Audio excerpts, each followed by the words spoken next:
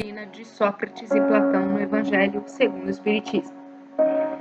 Estávamos falando sobre a existência do nada que era pregada antigamente e de que eles estavam querendo, Sócrates, principalmente nesse último item, estava citando exemplos de que sim, há a continuação da vida da alma principalmente.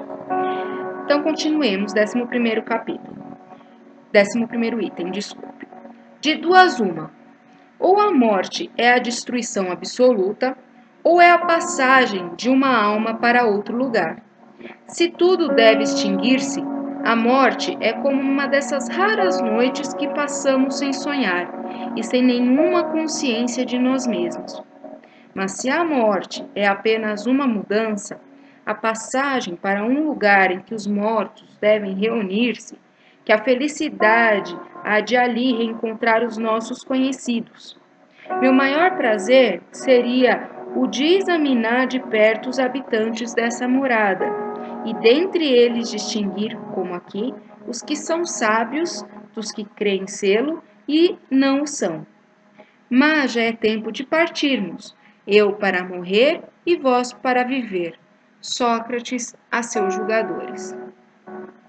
Segundo Sócrates, os homens que viveram na Terra encontram-se depois da morte e se reconhecem. O Espiritismo nos mostra, continuando suas relações, de tal maneira que a morte não é nenhuma interrupção, nenhuma cessação da vida, mas uma transformação, sem solução de continuidade. Sócrates e Platão, se tivessem conhecido os ensinamentos que o Cristo daria 500 anos mais tarde e os que o Espiritismo hoje nos dá, não teriam falado de outra maneira. Nisso, nada há que nos deva surpreender, se considerarmos que as grandes verdades são eternas e que os espíritos adiantados devem tê-las conhecido antes de vir para a Terra, para onde as trouxeram.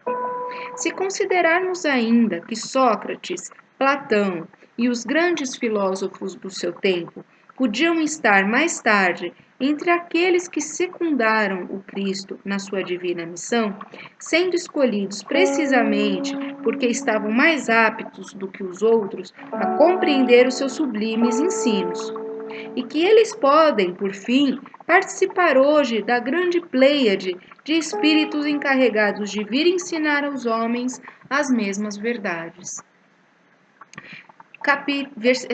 Item 12º. Não se deve nunca retribuir a injustiça com a injustiça, nem fazer mal a ninguém, qualquer que seja o mal que nos tenham feito. Poucas pessoas, entretanto, admitem esse princípio, e as que não concordam com ele só podem desprezar-se umas às outras.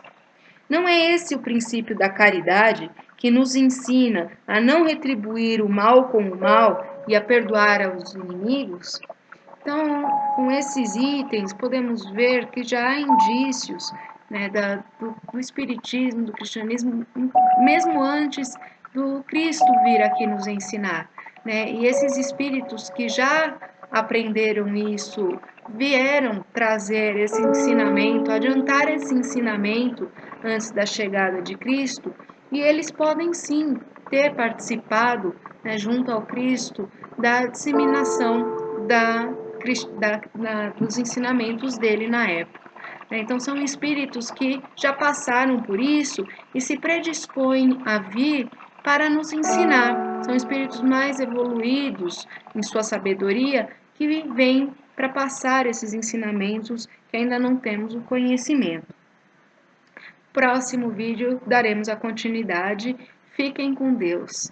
Continuem divulgando e compartilhando, pondo suas opiniões, sugestões, se tem alguma dúvida ou se querem dar alguma sugestão para alguma ideia, para a gente mudar alguma coisa ou acrescentar algum item.